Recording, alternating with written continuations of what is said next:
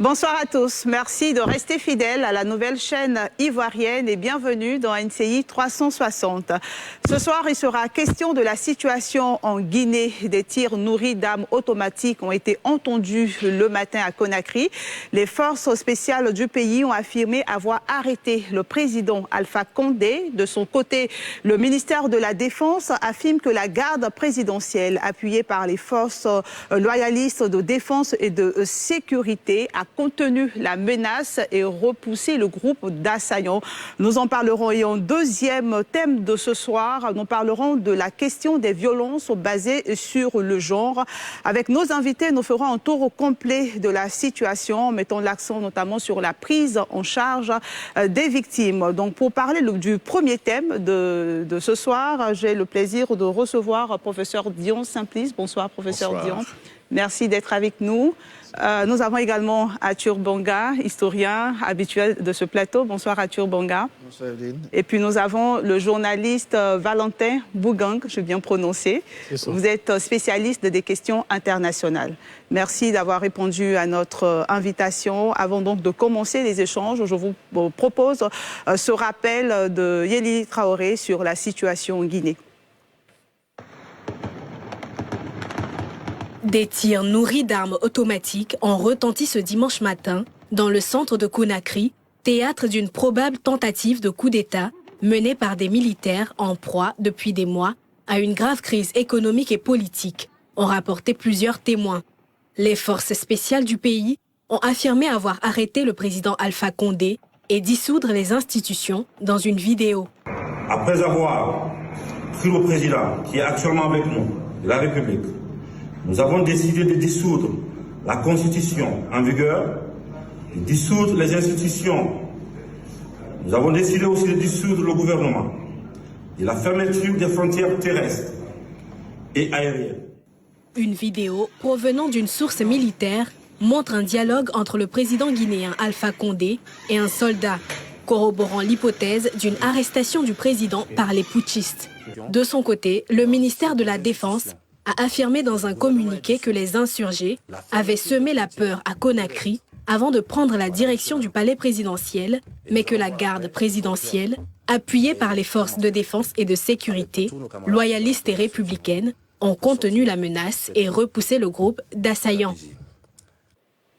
Alors, chers invités, comment peut-on qualifier la situation en Guinée? Sommes-nous dans une situation de coup d'État? Quel est le nom qu'on peut donner à la situation qui prévaut en ce moment? Arthur Bonga? Bon, je pense que par rapport aux événements de la journée, à ce moment où nous parlons, on peut affirmer qu'il y a coup d'État, puisque le président est détenu par les putschistes.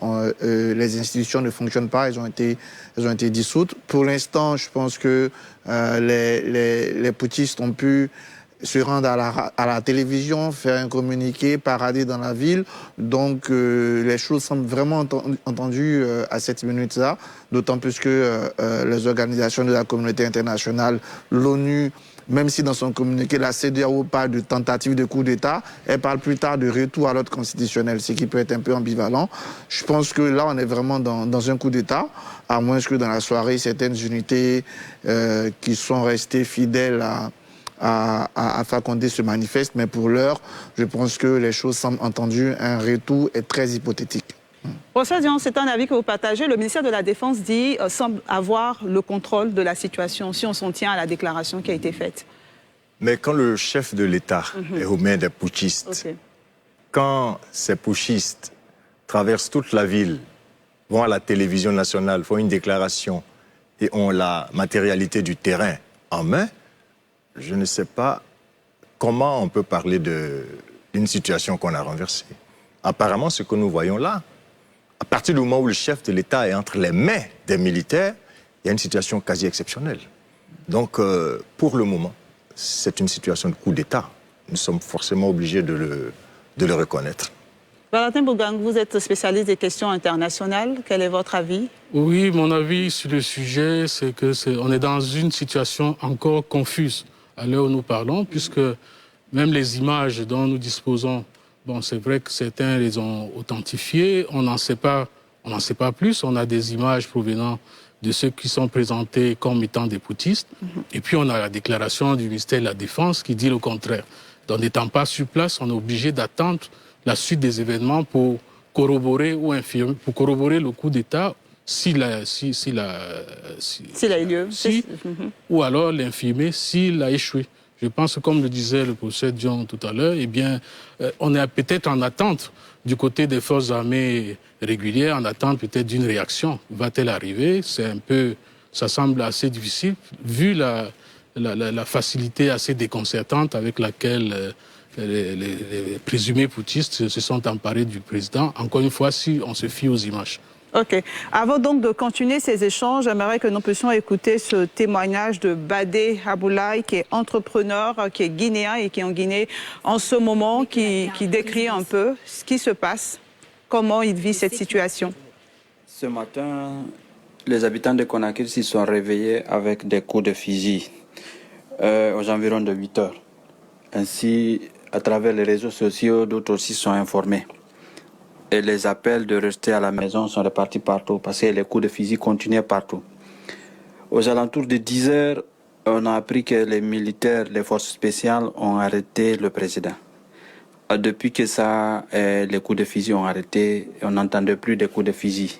C'était des militaires, des voitures de militaires qu'on voyait marcher seulement. Et tout le monde, les gens étaient terrés, chacun restait à la maison.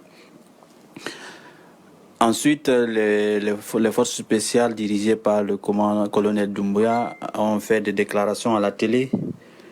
Après cette déclaration, les populations sont partagées dans des endroits, disons, des fiefs là où les partisans du président là-bas, c'est calme, les gens ont peur et puis c'est calme, les gens sont dans la maison.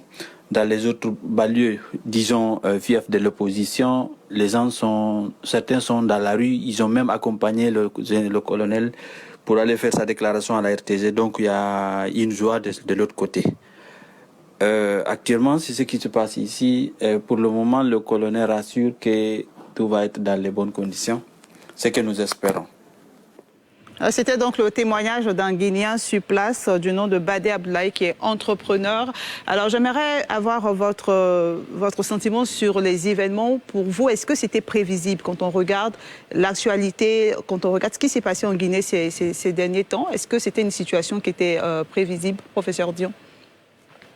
Avant de dire si cette situation était prévisible, il faut dire déjà que, en tant qu'Africains, ça nous rend triste de voir de telles scènes. Au moment où de vastes problématiques se posent à nous, en termes de développement, en termes de climat, en termes d'éducation de nos enfants, en termes de gestion du Covid, nous sommes encore, combien d'années après, en train d'assister à des scènes qui sont en principe d'une autre époque. Est-ce que la situation était prévisible? Nous avons suivi ensemble les tensions. Okay. Ce qui se passe ou ce qui s'est passé en Guinée, ça n'est pas tellement nouveau parce que c'est le quotidien de beaucoup de pays africains. Quand on va tout à l'heure sans doute aborder la question des raisons de ce coup d'État, nous verrons que c'est pratiquement les mêmes problèmes qu'on voit dans notre sous-région. Des problèmes de gouvernance, des problèmes de mauvaise gestion des élections, des problèmes de constitution qu'on touche ou qu'on ne touche pas. Donc on peut toujours dire que petit à petit, chaque année qui passe, il y a des frustrations. Il y a des frustrations qui sont contenues, mais qui s'accumulent. Et puis, finalement, on a toujours dit que la frustration, c'est le levier archimédien qui soulève et qui renverse les sociétés.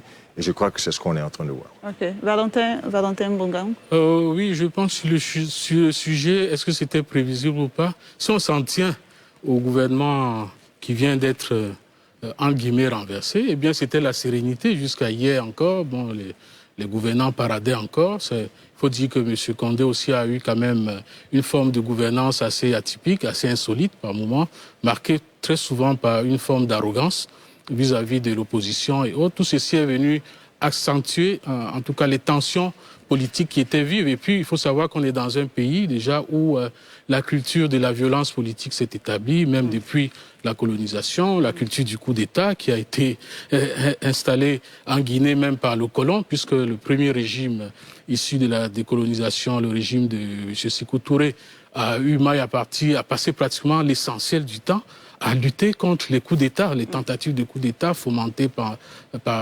l'extérieur, notamment par l'ancienne puissance coloniale. Donc il y a cette culture de la banalisation de la violence politique qui est déjà installée, incrustée en Guinée, qui vient donc s'ajouter à des questions de gouvernance, à des questions de conflits électoraux mal gérés et autres qui ont donc dégénéré pour amener à ce coup d'État. Arthur Banga. Ouais, moi, je pense d'abord, tout coup d'État se condamne avec la plus grande fermeté. Et donc, c'est à condamner, c'est condamnable. C'est même dommageable. Et quand on élargit, regardez, sur cette année, on est au 3e coup d'État en Afrique noire. Mali 2 fois d'ailleurs, Tchad et aujourd'hui Guinée. En 2021, je pense que c'est encore plus grave d'avoir. C'est un grand recul. Bon, recul, est-ce qu'on est une fois sorti? C'est ça la vraie question. Okay. Est-ce qu'on a réussi à faire ne serait-ce qu'une année ou 5 ans sans coup d'État en Afrique noire? C'est un problème. Passer la condamnation, il faut maintenant analyser les choses avec plus de sérénité. Et je rejoins mes prédécesseurs. En Guinée, on est d'abord dans une situation extrêmement tendue. Et en aucun moment, on a eu, Valentin parlait d'arrogance, en aucun moment on a eu un moment d'apaisement. On n'a jamais vu, comme on a pu le voir chez nous, la photo Ouattara Bédié, Ouattara Gbagbo Bédié qui a apaisé, non, entre Dalen Diallo et Alpha Condé, c'était toujours d'attention, la répression. Aujourd'hui, dans notre pays, on a eu malheureusement des morts, mais qui n'ont jamais été liés à la répression militaire. Ce n'était pas le cas en Guinée. C'est-à-dire qu'en Guinée, on a une situation particulière qui était trop tendue et en aucun moment on a eu l'impression de baisser les choses. Deuxième chose qu'il faut savoir, c'est qu'il y avait déjà une crise latente entre ces forces spéciales et le gouvernement. Par rapport au fonctionnement des forces spéciales, par rapport à leur place dans le dispositif, elles souhaitaient une certaine autonomie et des soupçons déjà commençaient à peser sur le colonel Doumbouya. Et d'aucuns disaient qu'on s'apprêtait même à l'arrêter. Donc déjà la relation politique entre le pouvoir politique et le pouvoir militaire, spécifiquement les forces spéciales, posait aussi problème dans cette Guinée-là. Donc c'est un ensemble qui... on ne pourrait pas dire prévisible, parce que Valentin l'a signalé, je pense que jusqu'à hier soir, les gens dormaient tranquilles, mais qui étaient des signaux alarmants sur la situation qu'on pouvait avoir en Guinée. Pour me résumer, une situation qui n'a jamais su se détendre. Et on reviendra certainement sur les causes profondes, comme le professeur Dion disait, de cette situation. Le temps pour nous de rejoindre le journaliste Tomba Zakari, journaliste d'Espace TV en Guinée, pour qu'il puisse nous décrire la situation, ce qui se passe en ce moment. Bonsoir. Bonsoir. Dites-nous, comment se passe la situation en Guinée en ce moment? Quelle est l'évolution? Écoutez, je pense qu'il faut présenter les faits à partir même du découpage administratif du pays, avec un intérieur du pays qui est plutôt observateur passif de ce qui est en train de se passer sur Conakry, mais aussi à partir de Conakry, il faut savoir qu'il y a une commune qui abrite à la fois tout l'arsenal administratif et les affaires donc du pays. C'est donc Kaloum, où il y a également le siège du pouvoir politique, donc le palais présidentiel où habitait M. Alpha Condé.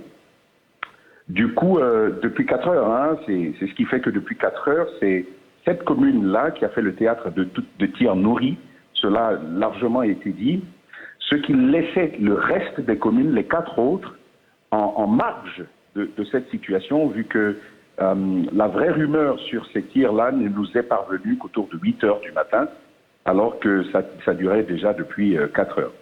Et donc, pour faire court, aux dernières nouvelles que nous avions, les tirs avaient cessé jusqu'à 17 heures.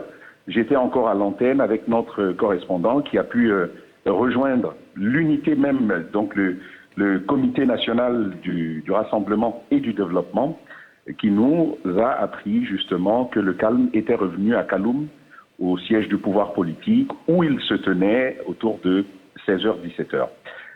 Donc il y a une accalmie générale. Dans les artères de la capitale vers les autres communes, il y a de la circulation, une grande fluidité, du fait, bien entendu, que plusieurs populations soient restées à la maison. Voilà. Dites-nous, Monsieur Tangba, est-ce qu'à l'heure actuelle, on sait où se trouve le président Alpha Condé? Bien rusé, qui saurait vous le dire. Tout ce que nous savons, c'est qu'il est aux mains du Comité national du rassemblement et du développement. Notre correspondant a pu l'apercevoir. Il nous décrivait un président totalement effaré, pour reprendre ces termes. Il parlait d'un visage effaré et abattu. C'est ainsi qu'il a décrit le professeur Alpha Condé. Il était au milieu donc de ces éléments du groupe des forces spéciales, une de nos unités d'élite en République de Guinée. Et bien entendu, sur la base de toutes les déclarations et des images qu'on a pu voir, le président de la République, professeur Alpha Condé, est bien entendu aux mains de la nouvelle unité forte du pays. Merci pour ces informations. Nous, en Côte d'Ivoire, ici, on a vu des vidéos, des images de population en joie. Est-ce que ce sont des images que vous confirmez? Est-ce que ces images sont bien de la Guinée? Effectivement, il y a eu pas mal de scènes de liesse. D'abord à Kaloum, plutôt autour de j'ai envie de la station de la radio et télévision guinéenne, la RTG. C'est en quelque sorte le fief de l'opposition sur Conakry. Pas mal de scènes de liesse de ce côté. Et lorsque le colonel Mamadi Doumbouya, le commandant donc du groupe des forces spéciales guinéennes, s'est rendu à un autre camp militaire que l'on appelle Alpha Yaya, c'est autour de l'aéroport, il s'est donné un bain de foule, on l'a apercevoir, saluant les masses. Et même sous le pied de notre immeuble, l'immeuble de la télévision et de la radio Espace, nous avons accueilli pas mal de Guinéens, toute une foule qui scandait des slogans en faveur de la nouvelle, des nouveaux hommes forts de Conakry. Zachary Tangba, dites-nous, et ce sera certainement ma dernière question, quelles sont les causes, les raisons de cette situation? Comment cette situation a pu être possible en Guinée? Rapidement, si vous êtes d'accord, je vous donne les dernières informations parce que le CNRD vient de prendre la parole sur les antennes de la télévision nationale. Okay. Il a pu annoncer un couvre-feu qui est instauré à partir de 20h. Il a pu, et ça c'est important de le dire, cette fois il s'est affiché avec tous les corps, plus ou moins, de nos forces de défense et de sécurité, tout autour du colonel. Et puis, il a lancé un appel aux troupes de l'intérieur du pays pour leur demander de rester sur place. Les choses devant évoluer, nous saurons bien entendu dans les jours à venir ce qui se passe. Sur les causes, vous me posiez la question, je pense qu'il faut les situer au moins à deux niveaux. Le premier niveau est un niveau politique.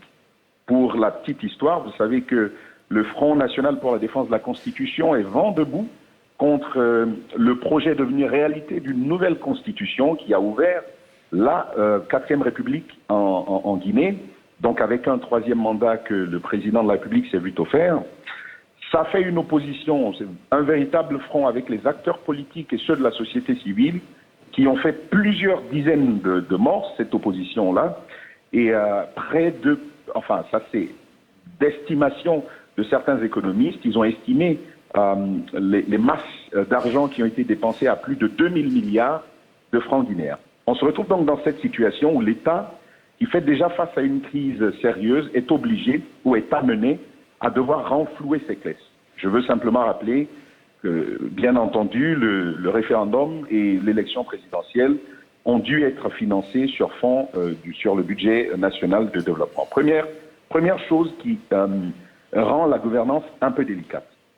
Sur cette base-là, l'État est amené justement à opérer quelques réaménagements au niveau des recettes qui n'arrangent pas le commun des Guinéens. Et lorsqu'il y a une voix dissonante, des acteurs politiques sont emprisonnés, des acteurs de la société civile et même certains journalistes sont inquiétés. Il n'y a donc plus de dialogue possible. Il n'y a pas de voie de concertation qui puisse se créer.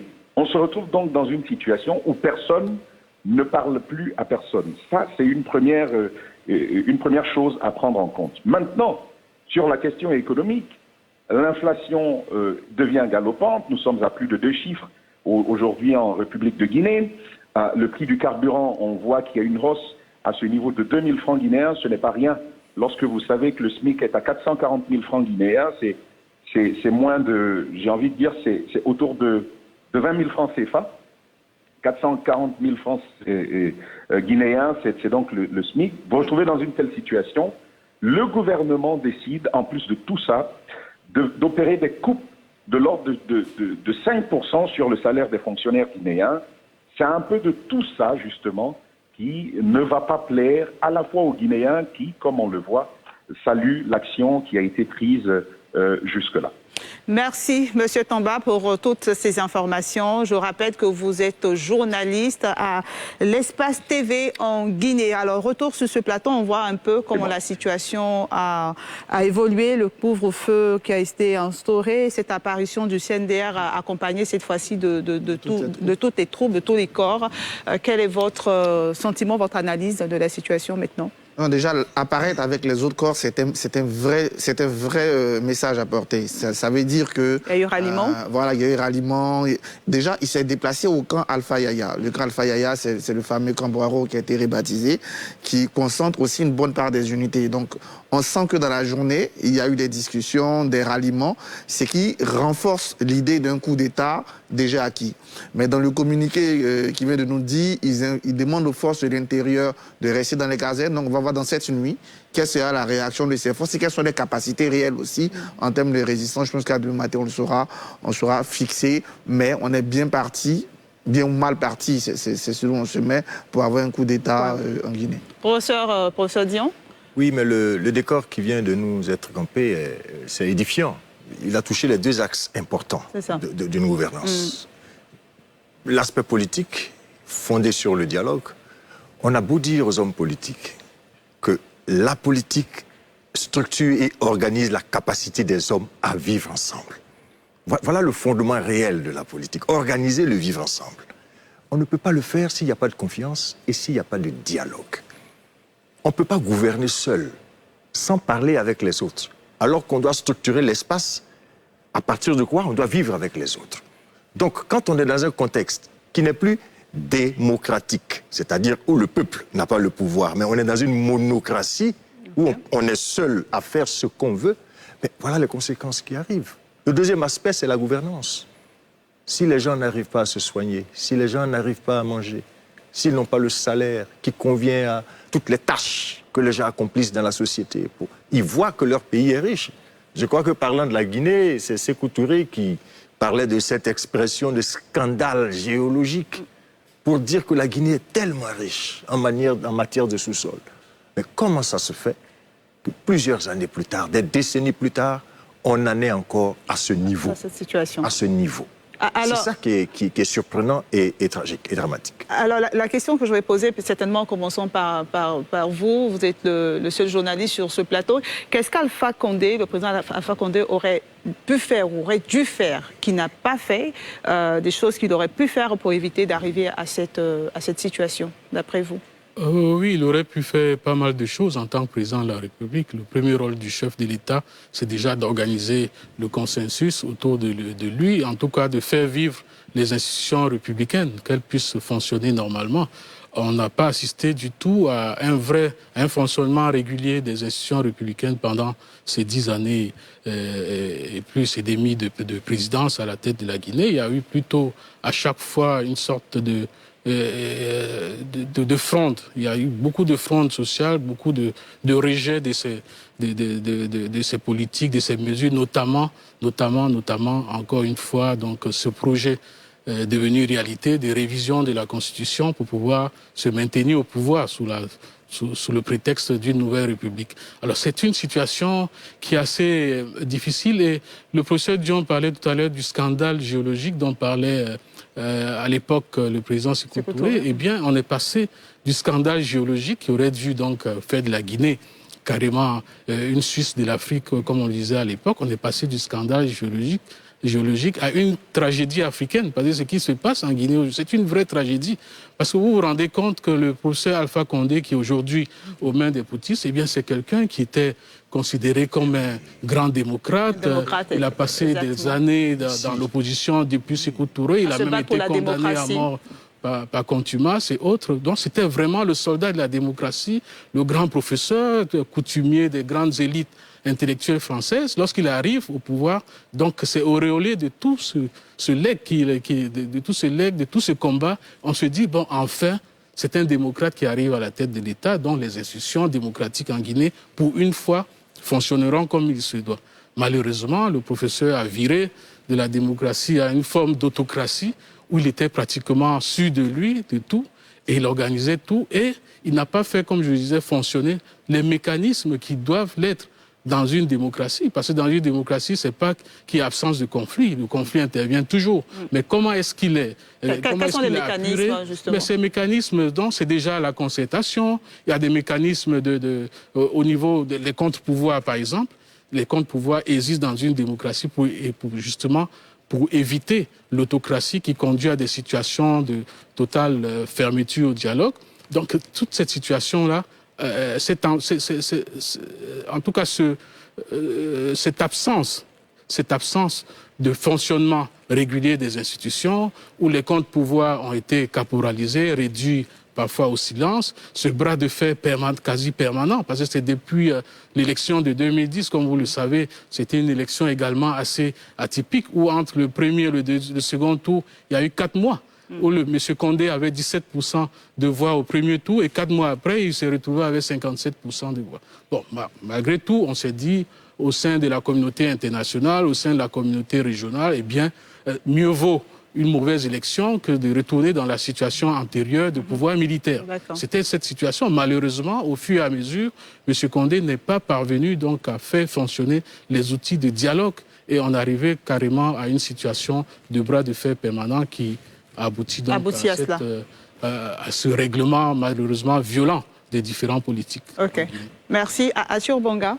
Je pense que on va même tolérer 2010, on va même tolérer tous les désespoirs justement qui sont matérialisés par Alpha Condé. Allons-en au fait. Il arrive, il fait un changement constitutionnel qui est mal accepté. Une fois que tu es élu, il faut regarder la réalité. La réalité, c'est quoi? C'est que tout de suite, du point de vue international, ça passe moins. Il n'y a qu'à regarder l'interview d'Emmanuel Macron où il comparait la situation en Côte d'Ivoire à celle de Guinée, par exemple. Deuxième chose, quand on compare encore nos deux pays, en Côte d'Ivoire, il y a une véritable politique de dialogue et de réconciliation qui est mise en place. Le président Ouattara rencontre le président Rikonan Bédié, il rencontre Laurent Gbagbo. Donc il y a des images pour décrisper. On réussit à organiser des élections législatives avec la participation de toutes les forces politiques. Vous voyez, donc, d'une crise, on réfléchit à comment sortir de la crise et on le réussit par le dialogue. En Guinée, ce n'est pas le cas. La crise, elle a été renforcée même avec le temps, puisque aucun dialogue, aucun débat, les gens qui sont toujours arrêtés, qui sont toujours en prison.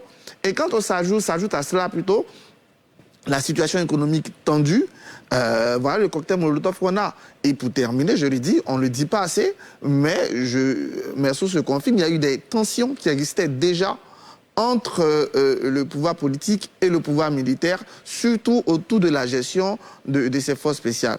Donc, pour me résumer, si Alpha Condé, même sa 4e République passée, s'était inscrit résolument dans une politique d'abord de dialogue, ensuite de corriger les erreurs du passé, une politique de vivre ensemble, je pense qu'il aurait amené un signal plus positif. Mais le signal aujourd'hui est négatif. Seydou Dalein Diallo est pratiquement en résidence surveillée, il y a encore des opposants en prison, et une situation économique délétère, il est en tension ouverte avec Macky Sall. Voilà, il est mal accepté par la communauté internationale. Il n'y a qu'à regarder comment Emmanuel Macron a commenté son 3e mandat. Donc, il y a tout cet environnement qui n'a pas su ou qui n'a pas pu détendre pour permettre justement de prolonger et d'essayer malgré tout, d'avoir une situation normale qui aurait pu lui permettre de terminer son mandat. Alors, comment voyons-nous la suite de la situation en Guinée? Quel sera l'avenir de la Guinée à partir de ce soir? Si le coup d'État est confirmé, le CNRD appelle les autres forces à se rallier, parce que c'est plus ou moins un appel à cela. Comment on voit donc la suite, professeur Dion? Moi, j'ai toujours peur quand les militaires s'immiscent dans la politique. J'ai toujours peur parce que, dans le principe, les militaires sont faits pour défendre la patrie. Et donc, la logique qui guide le militaire, c'est la logique du cœur, du courage, de la force. Quand les militaires s'invitent ainsi dans ce débat, c'est lié au contexte historique. On ne va pas revenir sur les causes, il y a forcément une raison. Mais quand ils viennent, j'emploie une expression qu'on a utilisée ici dans ce pays, c'est pour un coup de balai. Ils estiment qu'il y a une classe politique qui a échoué, qui est peut-être corrompue, qui est prédatrice, qui doit partir pour que la situation soit assainie. C'est ce que j'ai cru entendre dans les déclarations du leader des militaires, mais après, à quelques rares exceptions près, quand les militaires prennent le pouvoir de cette manière, ils ont tendance à s'enquister au pouvoir. C'est pour ça que moi, j'ai un peu peur. Mais je voudrais... Vous craignez qu'un pouvoir militaire s'installe? Je crains qu'il ne manipule encore d'une façon ou d'une autre la Constitution pour se donner de nouveaux habits de démocrate et de civil pour pouvoir garder la réalité du pouvoir. Mais je pense que c'est des Africains. Ils voient la réalité africaine, ils voient comment les populations africaines souffrent, comment les Guinéens souffrent, et ils ont l'occasion historique de ne pas faire du dadis. Parce que le souvenir de dadis est encore là dans nos mémoires, je crois, et nous les encourageons à faire en sorte que ça n'en soit pas quelque chose comme ce que dadis nous a donné. Valatim Bouga, vous avez les mêmes craintes? Oui, le pouvoir militaire, presque partout, inspire toujours une certaine crainte. C'est vrai qu'avec l'évolution de la situation dans la sous-région, avec notamment la condamnation qui est pratiquement systématique des coups d'État, que ce soit par la CEDEAO ou par l'Union africaine, il est difficile aujourd'hui pour un pouvoir militaire de rester longtemps, en tout cas indéfiniment, au pouvoir. Ça, c'est déjà peut-être un élément qui puisse rassurer sur le fait que si le coup d'État est acté, eh bien, ce pouvoir militaire ne pourra pas rester plus longtemps. Maintenant, ma réflexion va un peu plus loin. Parce qu'on a souvent tendance à dire, bon, les militaires sont arrivés, c'est très dangereux, qu'ils s'en aillent rapidement. Et c'est ça, c'est là où le bas blesse. Parce que s'ils s'en vont rapidement sous les coups de boutoir de la communauté internationale, si on les pousse, parce que la CEDEAO directement va rentrer... produit un communiqué. Voilà, sortir un communiqué pour condamner, réclamer le retour rapide à l'ordre constitutionnel. Ça, c'est un peu la panoplie habituelle. Mais maintenant, au plan pratique, comment faire en sorte que ce pays qui sort dans une situation de blocage politique, que les militaires qui arrivent puissent repartir comme ils sont venus, sans qu'il y ait des débuts de solutions à ces blocages politiques permanents. C'est ça ma crainte. Aujourd'hui, que faut-il faire? Est-ce qu'il faut, au nom de la démocratie et autres, demander aux militaires de partir immédiatement, ou bien au nom d'un certain réalisme et vu la situation antérieure en Guinée, est-ce qu'il ne faut pas plutôt encourager peut-être les militaires à faire en sorte que le coup de balai dont parlait le professeur Dion puisse véritablement se faire pour que cette classe politique qui globalement a échoué, tout comme les classes militaires précédentes, pour que cette classe politique puisse être renouvelée, parce que c'est de cela aussi qu'il s'agit. Tant qu'il n'y a pas une vraie culture démocratique dans le pays, eh bien les élections, ce seront des élections de façade. On est un peu dans le mimétisme constitutionnel, dans le formalisme, mais dans la réalité des cas, il y a des élections qui sont tenues dans un contexte où les tensions communautaires, parce qu'on n'en a pas parlé, mais aujourd'hui les tensions communautaires en Guinée sont à leur paroxysme. Et si on n'a pas adressé ces véritables questions, je pense que si les militaires s'en vont sans que ceci soit réglé, eh bien on retombera plus tard dans une autre... On sortira de la parenthèse Condé pour entrer dans une petite parenthèse militaire, entrer à nouveau dans une parenthèse civile qui va décevoir, comme on a vu en Guinée, au Mali. Exactement. Alors, vous avez parlé, avant de vous donner la parole, vous avez parlé du communiqué de la CEDEAO et je tiens ce communiqué, je vais lire quelques lignes de ce communiqué pour informer nos téléspectateurs. La CEDEAO note avec une grande préoccupation les récents développements politiques survenus à Conakry, République de Guinée, et condamne avec la plus grande fermeté cette tentative de coup d'État de ce dimanche 5 septembre 2021. La CEDEAO exige le respect de l'intégrité physique du président de la République, le professeur Alpha Condé, et sa libération immédiate sans condition, ainsi que celle de toutes les personnalités arrêtées. Elle exige également le retour à l'ordre constitutionnel sous peine de sanctions. La CEDEAO réaffirme sa désapprobation de tout changement politique anticonstitutionnel et demande aux forces de défense et de sécurité de demeurer dans une posture républicaine et exprime sa solidarité envers le peuple et le gouvernement guinéen. Voilà, Arthur Bonga, vous avez souhaité donner votre avis sur la suite. La suite, d'abord, dans l'immédiat, ça va dépendre dans la soirée de ce que vont faire les forces de l'intérieur. Je pense qu'elles ont d'ailleurs la capacité de réagir. En général, les gens concentrent l'essentiel de l'équipement sur des forces spéciales et surtout. Donc, deuxième chose, on en parle, ça va dépendre de ce que la CEDEAO fera. Voilà. Moi, je pense très honnêtement que un retour à l'ordre constitutionnel quand le coup d'État est acté, ça, pour moi, c'est très hypothétique. Par contre, il faut évidemment protéger la vie des populations. D'abord du président Alpha Condé et des populations. Moi, je pense que cette transition, où je suis d'accord avec Valentin, elle doit permettre dans un temps relatif de réfléchir et d'asseoir les bases d'une démocratie. Mais ce n'est pas le rôle des militaires. La CEDEAO doit faire en sorte que ces militaires retournent dans la caserne et qu'on trouve en Guinée des personnes capables, un gouvernement de transition nationale qui sera capable, dans un délai précis, de réfléchir sur les bases d'une Guinée solide. C'est-à-dire réfléchir à la mise en place d'institutions fortes, réfléchir à la mise en place des systèmes électoraux auxquels les populations ont confiance. Et ça, c'est le rôle de la CEDEAO qui doit être, pour moi, le principal moyen, le principal canal pour ramener la Guinée dans le bon sens. Elle ne doit pas manquer cette occasion. Je vais terminer encore sur la CEDEAO pour dire que la CEDEAO, plutôt qu'à chaque de venir condamner tous les jours les changements d'ordre constitutionnel, il faut qu'elle réfléchisse, elle anticipe sur les causes des changements d'ordre constitutionnel.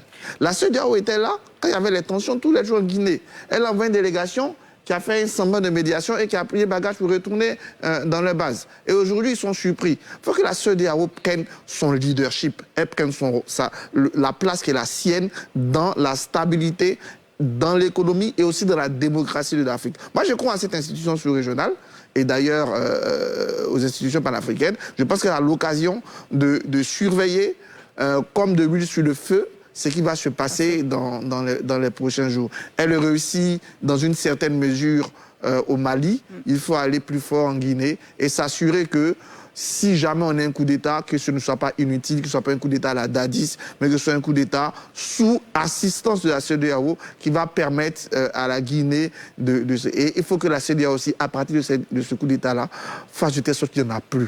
Qu'elle soit ferme contre les coups d'État et qu'elle travaille aussi un système d'alerte précoce qu'elle a à prévenir ces coups d'État. C'est très important en Afrique. Et ce sera certainement, je vous permets de donner un dernier mot sur la question. On aura certainement l'occasion de revenir en profondeur sur la situation en Guinée.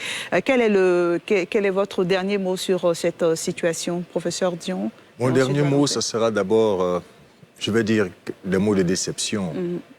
Par rapport à ce qu'on appelait à l'époque nos opposants historiques. Si vous faites le point de tout ce qu'on appelait opposants historiques, quand ils ont pris le pouvoir... Ils ont échoué? Ça s'est mal terminé. Ça s'est mal, dans la plupart des cas. Et ça, c'est quelque chose qui m'interroge. Deuxième chose, on ne construit pas la stabilité d'un État sur un individu. C'est-à-dire sur la question des hommes forts. La stabilité d'un État, c'est d'abord des institutions démocratique forte. Si on veut que l'Afrique se retrouve et si on veut que nous agissions comme des citoyens dans un État et que nous prenions enfin la route du développement, il faut travailler à faire en sorte que les institutions soient plus fortes que les individus qui dirigent les États. Valentin? Deux sentiments m'animent, pour vous dire vrai.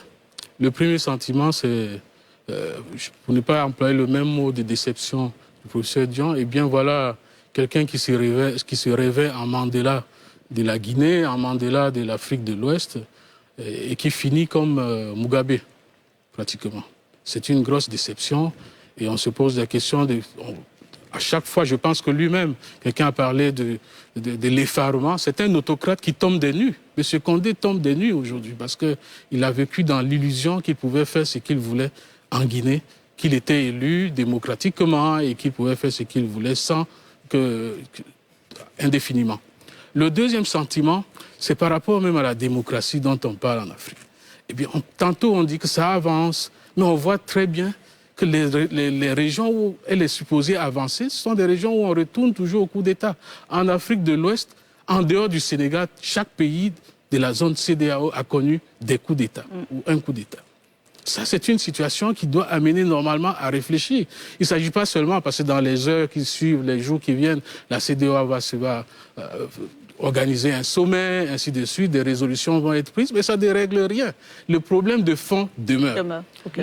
Lorsqu'on voit qu'à chaque fois qu'on pense qu'on est en train d'avancer sur le plan démocratique, il y a toujours des reculs, il y a des coups d'État qui interviennent, ça interpelle. Est-ce que nous avons en Afrique des modes de gouvernance politique qui sont adaptés à nos réalités? C'est de cela qu'il s'agit. À un certain moment, c'était des mandats indéfinis. Après, on a dit non, démocratiquement, il faut 2 mandats et puis ça suffit pour mimer le cas français, en réalité. Et quand la France est retournée donc à la limitation des pouvoirs, eh bien en Afrique, on dit ah oui, il faut limiter les pouvoirs.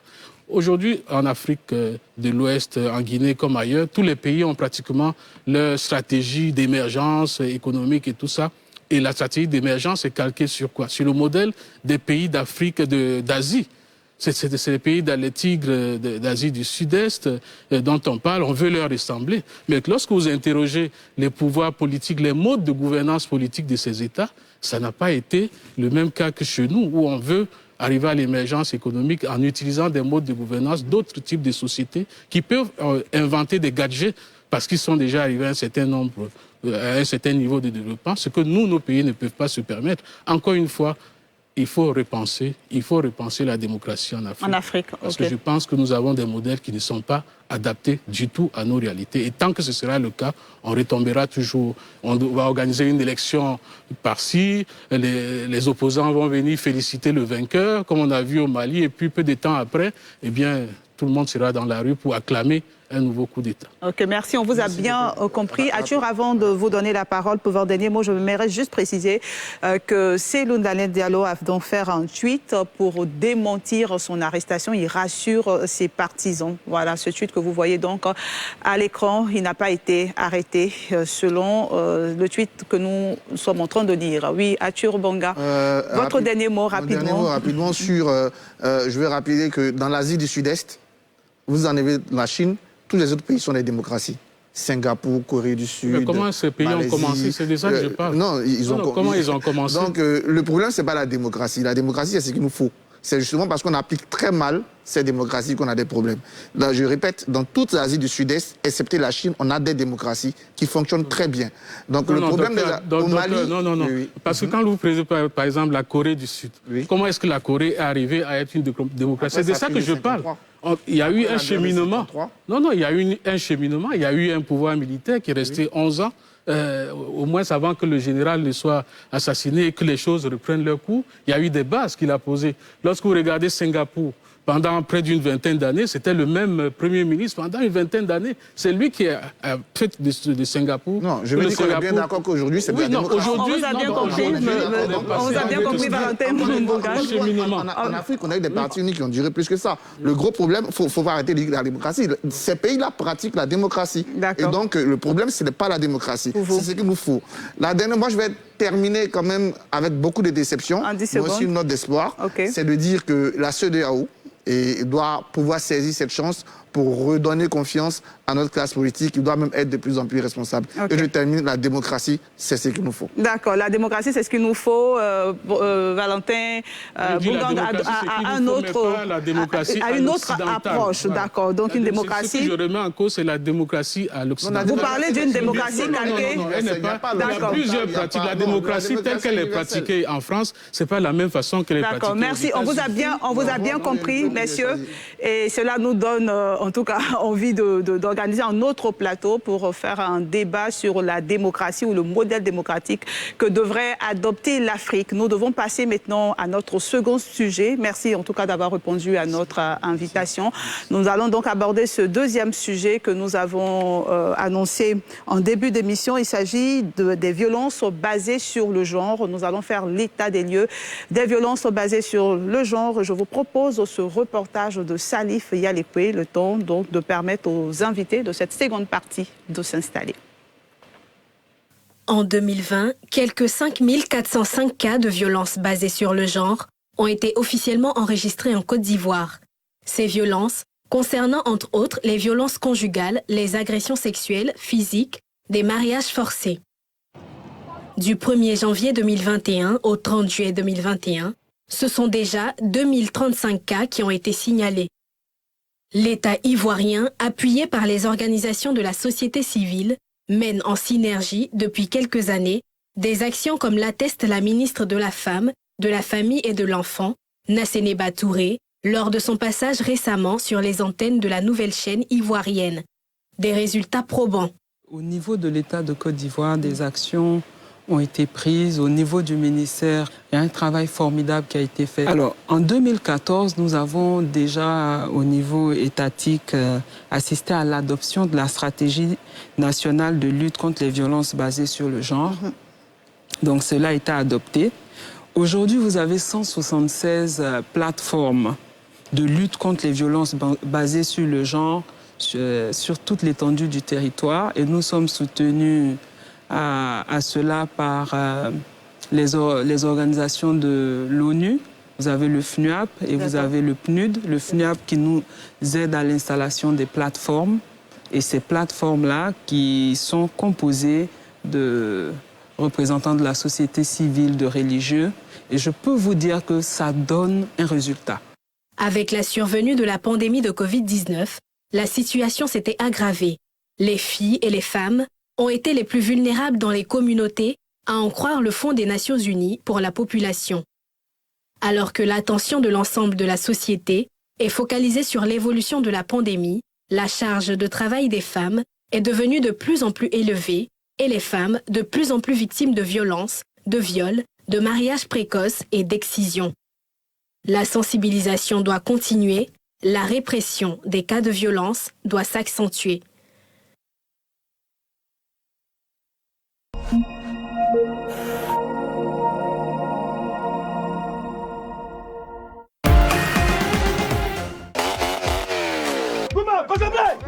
NCI Reportage.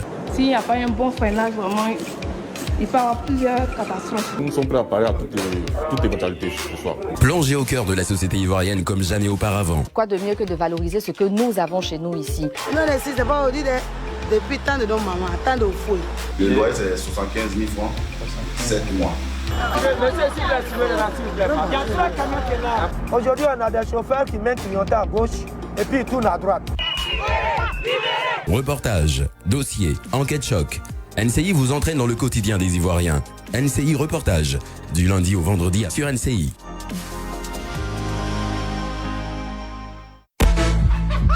Babi est doux sur NCI. En esprit, on en connaissait qu'on est quand on passe. Hein? Mais Modia connaît, il passe et puis il repasse. Avec Jassa Chap-Chap. Dieu est décédé. Et puis depuis matin, nous on monte, on descend, on n'entend pas quelqu'un pleurer ici là. C'est pas l'homme, c'est Cotocoli. Chez Colette. Ici c'est un restaurant gastronomique. On mange un peu. C'était parfait, j'ai vraiment aimé. J'ai la situation en main et la bière en bouche. Pas donné. La centrale. Calme-toi. Il va venir avec.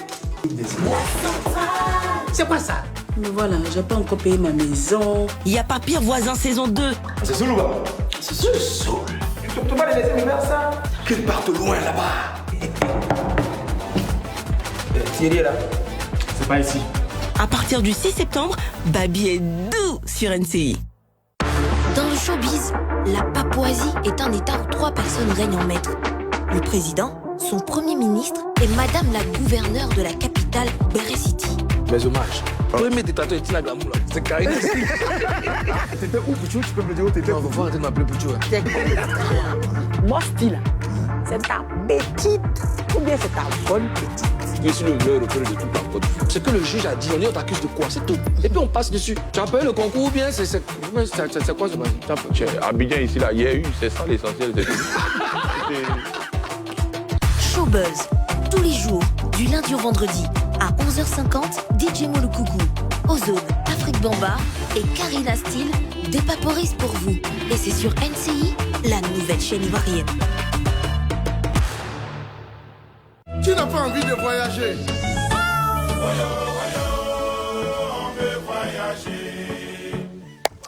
Envie de voyager, envie de profiter du paysage magnifique et surtout découvrir le nec plus ultra de la musique.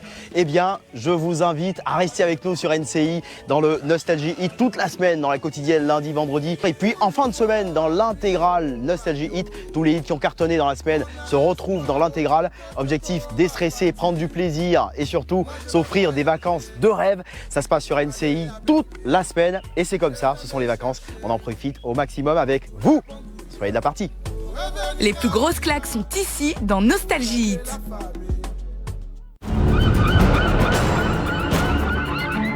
Tu seras jamais un footballeur professionnel. Toi, tu finiras pêcheur. Tu sortiras jamais d'ici. Jamais. Si celui que vous cherchez, c'est mon mari, je dois vous dire qu'il n'est pas encore rentré. Si demain matin, il ne paye pas l'argent qu'il nous doit, vos enfants en paieront les conséquences. Tu vas énormément me manquer, Victor.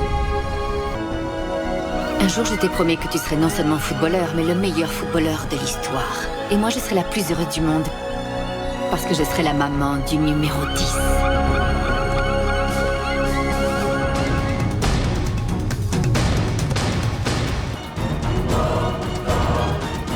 Tu es en train de réaliser ton rêve. Notre rêve. Oui, notre rêve. La maman du 10. La mère du numéro 10, du lundi au vendredi, à 14h10, sur NCI, la nouvelle chaîne ivoirienne.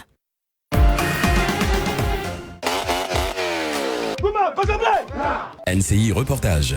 S'il n'y a pas un bon freinage, vraiment, il peut y avoir plusieurs catastrophes. Nous sommes prêts à parler à toutes les mentalités ce soir. Plongé au cœur de la société ivoirienne comme jamais auparavant. Quoi de mieux que de valoriser ce que nous avons chez nous ici? Non, si c'est pas aujourd'hui, depuis tant de nos mamans, tant de fouilles.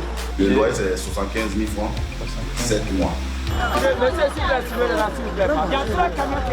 Aujourd'hui, on a des chauffeurs qui mettent clignotant à gauche et puis ils tournent à droite.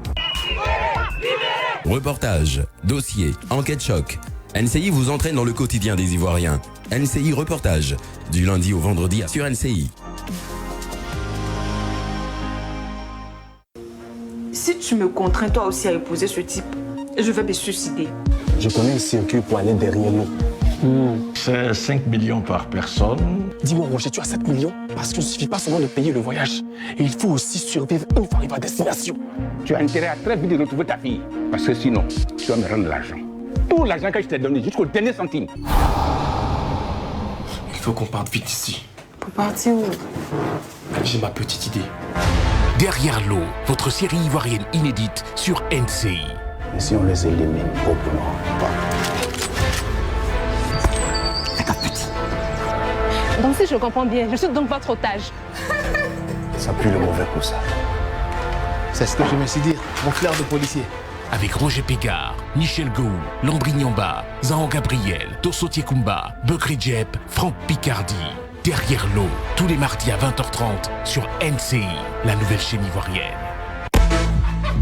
Babi est doux sur NCI. En esprit, en français, qu'on est quand on passe. Hein? Mais Modia, qu'on est, il passe et puis il repasse. Avec Jassa Chap-Chap. Dieu est décédé. Et puis depuis matin, nous on monte en descend. On n'entend pas quelqu'un pleurer ici là. C'est pas l'homme, c'est Cotocoli. Chez Colette. Ici, c'est un restaurant gastronomique. On mange un peu. C'était parfait, j'ai vraiment aimé. J'ai la situation en main et la bière en bouche. Pas donné.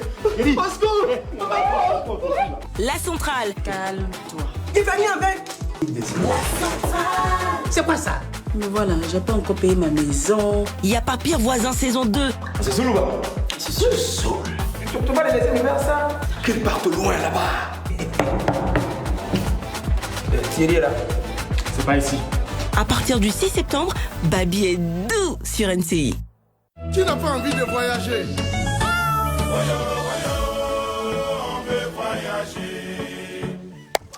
Envie de voyager, envie de profiter du paysage magnifique et surtout découvrir le nec plus ultra de la musique, eh bien, je vous invite à rester avec nous sur NCI dans le Nostalgie Hit toute la semaine, dans la quotidienne lundi, vendredi. Et puis en fin de semaine, dans l'intégrale Nostalgie Hit, tous les hits qui ont cartonné dans la semaine se retrouvent dans l'intégrale. Objectif, déstresser, prendre du plaisir et surtout s'offrir des vacances de rêve. Ça se passe sur NCI toute la semaine et c'est comme ça, ce sont les vacances. On en profite au maximum avec vous. Soyez de la partie. Les plus grosses claques sont ici dans Nostalgie Hit.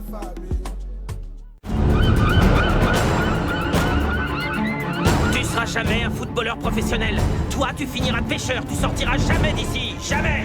Si celui que vous cherchez, c'est mon mari, je dois vous dire qu'il n'est pas encore rentré. Si demain matin, il ne nous paye pas l'argent qu'il nous doit, vos enfants en paieront les conséquences. Tu vas énormément me manquer, Victor.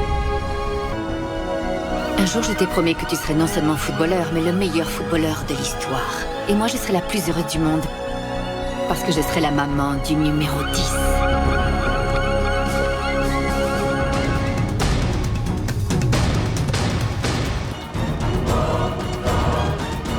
Tu es en train de réaliser ton rêve. Notre rêve.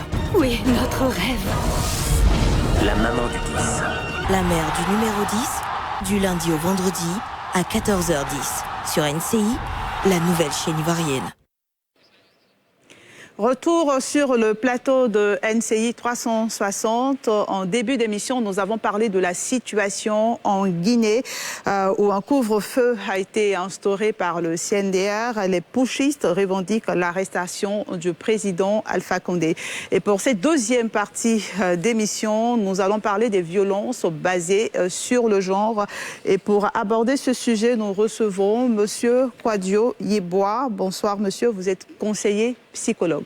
Tout à fait. C'est ça, d'accord. Merci d'être avec nous. Nous avons également monsieur Socrate Kofi. Vous êtes responsable communication du Comité national de lutte contre les violences basées sur le genre. C'est bien cela. Exactement. Merci d'être avec nous.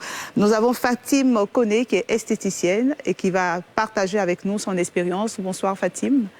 Et merci d'être là également. Et ensuite, nous avons Madame Soumaoro Assanata. Bonsoir Madame. Bonsoir Madame. Vous êtes chef de département droit de la femme au Conseil national des droits de l'homme. Effectivement. Voilà, je sais que c'est plus long que ça, mais j'ai réduit. Et ensuite, nous avons Monsieur Koulibaly Pélébien Ghislain. Vous êtes sociologue, expert en genre. Bonsoir Monsieur. Bonsoir. Et merci d'être là. Et nous avons également Sylvia Apata qui est juriste consultante en VBG. Bonsoir. Et bonsoir à tous encore et merci d'être avec nous. Alors pour permettre à nos téléspectateurs de comprendre et de savoir de quoi nous parlons ce soir, parce qu'on parle de violence basée sur le genre, et je sais que vous êtes des experts, vous travaillez tous sur ces questions, donc cette question va s'adresser à vous tous, chacun va prendre un pan. C'est quoi les VBG? Monsieur Kofi. Merci. Les violences basées sur le genre, on va les résumer pour dire que c'est tout acte nuisible perpétré sur une personne qui est susceptible de lui apporter une gêne, et tout ça, et qui est fait contre sa volonté. Et en termes de violences basées sur le genre, la typologie nous dit qu'on a 6 types de violences basées sur le genre.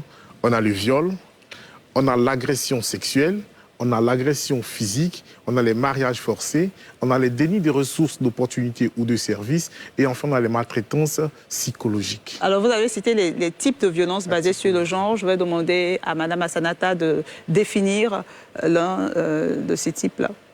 Alors, d'entrée, voilà, on parlera tout simplement du viol, qui est l'un des actes les plus attentatoires même à la dignité humaine. Le viol est défini par le code pénal ivoirien qui, pour résumer, on retiendra que le viol, c'est tout acte de pénétration anale, buccale, vaginale, perpétré sur une personne contre sa volonté, avec un objet ou toute autre partie de son corps. Okay. Donc, pour résumer, voilà un peu ce qu'on pourra retenir du viol. Sylvia Pata, on a parlé de violences domestiques, d'harcèlement. Oui. On a parlé de violences sexuelles dans le viol, des agressions sexuelles. On a aussi les violences conjugales. On a les violences économiques en termes de déni de ressources et d'opportunités. On a les violences Vous pouvez mieux expliquer les violences économiques? Oui, les violences économiques, au fait, c'est une situation généralement que les femmes qui sont en situation de pauvreté vivent. C'est-à-dire que vous vivez avec votre mari, vous dépendez financièrement de lui et il le sait. Et donc, il utilise, il vous prive des vivres quand vous refusez de faire ce qu'il veut. Okay. Donc ça, c'est une forme de violence aussi qui est répandue, qu'on constate dans les ménages. On a également les mutilations génitales féminines. Et ce qu'il faut dire, c'est qu'au niveau de la loi, la Côte d'Ivoire, d'abord, sur le plan international, est partie à la Convention pour l'élimination de toutes les formes de discrimination à l'égard de la femme, la CEDEF. Et ensuite, au plan régional, on a le protocole de Maputo.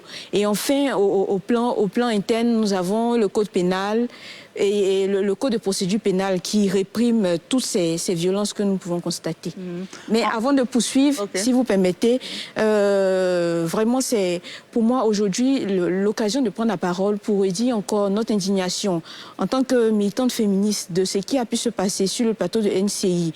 Nous témoignons de notre indignation et nous compatissons à la douleur des téléspectatrices, de toutes les femmes qui ont été victimes et qui ont ressenti le coup. Et nous sommes là aujourd'hui, ce soir, pour montrer ce que doit être la télévision, c'est-à-dire l'éducation. Merci Sylvia Patin, on vous a bien compris. Monsieur Coulibaly, est-ce qu'il y a un type de violence sur lequel vous aimeriez revenir? Oui, avant de revenir sur le type de violence, vous me permettrez de faire une différence entre les violences faites aux femmes et les violences basées sur le genre. D'accord, c'est quoi? Parce que c'est fondamental, parce que les violences basées sur le genre touchent à la fois les hommes et les femmes. Voilà, donc c'est vraiment la différence. Et vous constaterez que les violences basées sur le genre sont basées sur les stéréotypes. Donc c'est tout acte qui prend tout son ancrage sur la différenciation sociale qui est prescrite dans la société. Parce que de façon prosaïque, on pourrait définir le genre comme ce qui fait la différence entre un homme et une femme, une fille et un garçon dans la société. Alors, je voudrais revenir sur un type de VBG qui de plus en plus prend de l'ampleur en Côte d'Ivoire. Il s'agit des violences psychologiques et émotionnelles. Parce que quand vous regardez en Côte d'Ivoire, quand on parlait de violences basées sur le genre, tout de suite, le réflexe, c'était les violences physiques. Les violences physiques, donc coups et blessures. Mais de plus en plus, avec les efforts consentis par le gouvernement, les efforts consentis par les organisations de la société civile, les partenaires au développement, les communautés, les populations ont commencé à comprendre qu'effectivement, proférer des injures à l'égard de quelqu'un, c'est aussi classé comme violence basée sur le genre. Mais c'est quoi une violence émotionnelle? C'est une injure? Non, mais lorsque vous êtes victime de raillerie, lorsque vous êtes victime de jurons, votre moi peut prendre un coup, donc peut être affecté. Donc cette violence psychologique, cette violence émotionnelle peut justement créer cette crise de confiance en soi, cette crise de leadership en interne. Et donc c'est quelque chose qui prend de l'ampleur en Côte d'Ivoire et c'est à saluer. Monsieur Kwadjo Yeboah, j'ai vu que vous voulez réagir en tout cas sur ce point. Dites-nous. Je suis totalement d'accord avec Monsieur Sylvain. Il faut dire que de façon générale, la population est malade. Malade en ce sens que la population subit toutes sortes de violences émotionnelles, psychologiques, et des violences à tous les niveaux, dans tous les différents domaines, que ce soit au niveau professionnel, au niveau familial. Les injures en un point manqué. Et ça crée un déséquilibre psychologique, ça crée un désordre mental. Et ça pousse les gens soit à souvent se replier sur eux-mêmes, ou soit ils sont humiliés, ridiculisés, angoissés, traumatisés même. Et ça fait qu'il y a certaines personnes même qui n'ont pas cette occasion de pouvoir s'exprimer. C'est pour ça que les psychologues sont là. Nous sommes là On viendra sur le rôle des psychologues et moi je sais... définir les différents types de violences, je peux prendre le mariage d'enfants ou mariage forcé, où les parents essaient de faire un arrangement pour permettre à ce que la petite qui n'est pas à l'âge de contracter un mariage puisse rentrer dans le mariage. Ok, d'accord. On peut continuer. On voit donc tous ces types de... Vous voulez réagir? Je vais vous donner la parole. Je voulais juste compléter par rapport à la définition qu'il donnait sur les mariages forcés. Il y a aussi un type de violence basée sur les gens. Quand on prend le mariage forcé, dans le mariage forcé, on va trouver le mariage d'enfants, c'est-à-dire le mariage des personnes âgées de 0 à 18 ans qui n'ont pas le consentement. En Côte d'Ivoire, l'âge légal pour contracter mariage est de 18 ans, pour l'homme et pour la femme. Dans ce cadre-là, on ne peut pas faire de mariage. Donc l'union, ça devient une union précoce forcée. Et à côté de cela, on a aussi certaines pesanteurs socio-culturelles telles que le lévira ou le sorora. Vous verrez que souvent certaines personnes, certaines femmes peut-être qui ont perdu leur époux, sont contraintes d'épouser, de devenir l'épouse, le frère ou le beau-frère. C'est culturel, voilà. C'est un fondement dans la culture. Oui, c'est un fondement, mais du moment où on n'a pas le consentement de cette dame, c'est une violence des mariages forcés. Ok, d'accord. D'accord, oui, Madame Soumaro. À tous ces types de VBG qui ont été cités, je voudrais relever les dénis de ressources, d'opportunités de services. Quand on parle de déni de ressources, c'est-à-dire c'est de refuser l'accès, par exemple, à la femme à la terre, ou refuser qu'une fille aille à l'école, ou encore ne pas permettre à la femme d'avoir accès, par exemple, à son compte bancaire. Ou de travailler. D'exercer une activité. Là, par exemple, c'est un type de violence basée sur le genre. C'est régulièrement pratiqué dans nos communautés, mais on ne le sait pas. Sylvia Pata. Oui, et ce que je voulais rapidement ajouter sur aussi, ce chapitre. Oui, c'est que en termes de chiffres, il y a récemment l'Organisation des citoyennes pour la promotion et défense des droits des enfants, femmes et minorités qui a mené une enquête dans les 6 communes d'Abidjan pour les deux dernières années, les années 2020 et 2021. Et il a été révélé plus de 2000 cas de VBG, notamment 1290 cas de mariage forcé, 1121 cas de viol, 416 cas de féminicide. Les cas des féminicides, ce sont les femmes qui meurent sous les coups de conjoints ou de partenaires violents. Et c'est pour nous l'occasion de relever ces chiffres-là. Ça montre que les problèmes de VBG, de violences faites aux femmes et aux filles, les VFF sont un sérieux problème de santé publique, on pourrait le dire en Côte d'Ivoire, et qui nécessite vraiment des actions pour pouvoir lutter et éradiquer ces phénomènes. Alors parlons, avant d'arriver à ces actions, je voudrais rester avec vous, Monsieur Kofi et Madame Soumaro, notamment sur les chiffres. Et M. Koulibaly disait qu'il y a une différence entre les violences faites aux femmes et les violences basées sur le genre. En Côte d'Ivoire, à quel type de violence avons-nous le plus à faire? Les violences faites aux femmes ou les violences basées sur le genre? Et quelle est la situation? Est-ce que vous confirmez les chiffres donnés par Sylvia Pata? Ils sont plus, ils sont moins? Bon, Sylvia Pata a ses sources et moi je parle des sources nationales qui sont le GBV, AMS. Pour revenir à ce que M. Koulibaly a dit, je voudrais juste vous rassurer. Quand on parle de violences basées sur le genre, vous voyez cela comme une grande assiette dans laquelle on met une petite assiette qui sont les violences faites aux femmes. Bien, oui. Voilà. Donc pour dire qu'en termes de violences basées sur le genre, elle est plus englobante parce que les violences basées sur le genre traitent les violences faites aux hommes et traitent aussi les violences faites aux filles. Et c'est quoi la situation en Côte d'Ivoire en ce moment? Voilà. En termes de chiffres en Côte d'Ivoire, nous avons mis en place, l'État de Côte d'Ivoire a mis en place ce qu'on appelle le GBV-IMS, qui est le système de collecte, d'analyse et de données au niveau national. C'est ce qui doit pouvoir être la source et la référence en matière de données selon les violences basées sur le genre. Alors déjà, dans le premier semestre de 2021, nous avons en termes de viol 298 cas de viol. Du 1er janvier 2021 au 30 juin 2021. Nous avons 298 cas de viol. En termes d'agression sexuelle, nous avons 104 cas de mutilation génitale féminine. Et puis nous avons au terme d'agression physique, 481 cas d'agression physique. En termes de mariage forcé, nous avons 34 cas de mariage forcé. Nous avons 752 cas de délit de ressources, d'opportunités ou de services, dont parlait tout à l'heure ma voisine. Et enfin, les violences psychologiques et émotionnelles, 346 cas. Ces chiffres qui sont donnés ici sont les chiffres qui ont été collectés et c'est des cas qui ont été traités effectivement par les services de l'État du Côte d'Ivoire. Madame Soumaro, vous voulez ajouter quelque chose? Ce que mon prédécesseur vient de dire, je voudrais dire que nous également, au niveau du Conseil national des droits de l'homme, dans le cadre de notre mission de protection des droits de l'homme, nous recevons des requêtes, des requérants qui nous saisissent sur des situations, des cas de violence basée sur le genre. Et à notre niveau, nous avons également nos statistiques qui nous donnent des chiffres sur une période.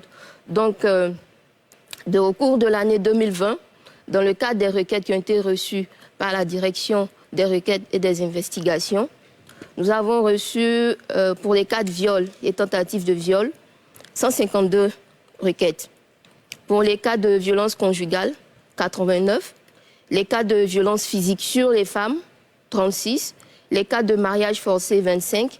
Les cas de violence psychologique, harcèlement sexuel, etc., nous en avons reçu 23. Et le total nous donne 325 cas, 325 requêtes reçues par le Conseil national des droits de l'homme. Et pour l'année en cours, les chiffres qui nous sont donnés s'étendent de janvier à août 2021. Donc, pour les cas de viol et tentatives de viol, nous sommes déjà au chiffre de 75. Les cas de violence conjugale, 59. Les cas de violence psychologique et harcèlement, 39. Les cas de mariage forcé, 24. Les cas de violence physique sur les femmes, 13. Et les cas de mutilation génitale féminine, 4. Et également, je voudrais ajouter pour dire que tous ces cas ont été collectés sur l'étendue du territoire national au travers des 31 commissions régionales qui sont des unités opérationnelles du Conseil national des droits de l'homme et qui exécutent le mandat du CNDH au niveau local. Mais également, ces données ont été collectées au niveau d'Abidjan. D'accord. Voilà. Merci pour toutes ces données. On note, c'est vrai qu'il y a quelques différences, mais après, ça dépend de la méthode de collecte. Une chose est sûre, ces données montrent qu'en Côte d'Ivoire, il existe bien des violences basées sur les genres, des violences faites aux femmes. Moi, j'aimerais qu'on parle maintenant de la prise en charge, de l'accompagnement. Lorsqu'une personne a été victime de violences, et là, j'aimerais vous donner la parole, Fatim. Vous avez été victime d'agressions sexuelles. Est-ce que vous avez eu le sentiment d'être accompagnée pour revendiquer vos droits? Oui, mais je pense que rien n'a été fait, en fait. OK. Parce que... Vous pouvez parler un peu plus fort, qu'on vous entende. Je veux dire que rien n'a été fait. Moi, personnellement, parce qu'au début, je partais... On m'a accompagné voir une psychologue à Abidjan, ici. OK.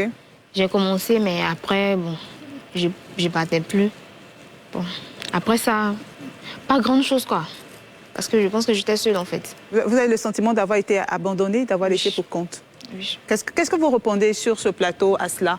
Après, on nous dit, la loi dit, le code pénal dit, mais après, lorsque la situation se présente, les victimes ont l'impression d'être seules. Monsieur Kofi. Merci. Je voudrais d'abord dire Yako à Fatim, c'est ça? Voilà, Yako à Fatim. Je voudrais seulement rappeler quelque chose. Vous savez, la prise en charge, c'est la réponse que nous apportons en termes de soutien, d'assistance et d'accompagnement. D'accord. OK? Alors, lorsque un cas de violence basée sur le genre, un cas de violence sexuelle, un cas d'agression sexuelle survient, il faut pouvoir s'adresser directement à ces différentes portes existantes. Et ces portes-là, quelles sont ces portes? Il faut pouvoir les trouver aussi. Oui, justement. Parce que souvent, les personnes nous disent on a été victime, on ne sait pas à qui s'adresser. C'est pourquoi je vous remercie de l'opportunité que vous nous donnez de pouvoir nous adresser à Fatim, mais aussi à toutes les femmes, à toutes les filles de Côte d'Ivoire, mais aussi à tous les hommes de ce pays qui souffrent et qui ne savent pas à qui s'adresser. Vous savez, en matière de prise en charge des violences basées sur le genre, il y a plusieurs portes d'entrée. Souvent, la personne victime, dans notre jargon, nous parlons de survivant. La personne survivante peut, à l'issue de l'incident, trouver une porte d'entrée qui peut être soit la police, le commissariat de police, ou soit la brigade de gendarmerie.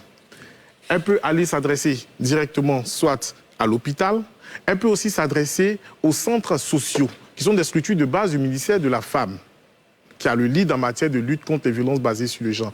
Et le ministère de la Femme, fort de son mandat de la stratégie nationale de 2014, a installé des plateformes de lutte contre les violences basées sur le genre à travers le pays. Aujourd'hui, nous en avons 76. Et ces plateformes sont des cadres de collaboration, de référence et de contre-référence des survivantes lorsqu'elles rentrent. De façon terre à terre pour expliquer, pour que l'Ivoirien lambda puisse comprendre. Dès que mademoiselle X est victime de viol, la première chose à faire, c'est d'aller tout de suite à l'hôpital dans les 72 heures. Dans les 72 heures, madame pourra recevoir là-bas. D'abord, on va lui faire un test ARV. un test VIH d'abord, un test VIH, pour savoir si elle n'est pas infectée. Si elle ne l'est pas, c'est bien. On va la mettre sous prophylaxie ARV. On va aussi lui donner la pilule du lendemain pour éviter déjà qu'elle tombe enceinte de son agresseur. On va lui faire les vaccins antitétaniques et aussi les vaccins contre l'hépatite. Déjà, dans les 72 heures, c'est déjà quelque chose d'important qu'il faut respecter lorsqu'on est victime de certaines formes, certains types de violences. OK. Je sens beaucoup d'impatience sur le plateau, donc je vais vous demander d'aller un peu plus vite. D'accord. En fait, c'est le circuit de prise en charge que je veux expliquer et à Fatime et à tous nos téléspectateurs. Un circuit qui est souvent décrié par la population, qui dit dans la pratique... souvent mal connu. OK, d'accord. Permettons à M. Koulibaly de dire un mot, d'en dire un mot rapidement. Rapidement. Je voudrais dire que la situation des VBG en Côte d'Ivoire est suffisamment grave. Okay. Parce que quand vous regardez de 2016 à 2021, on oscille entre 2000 et 3000 cas. Et quand vous regardez 2016, on avait 3061 cas. Le premier semestre 2020, on était déjà à 2352 cas. Et je vous dis que ce ne sont que des cas rapportés.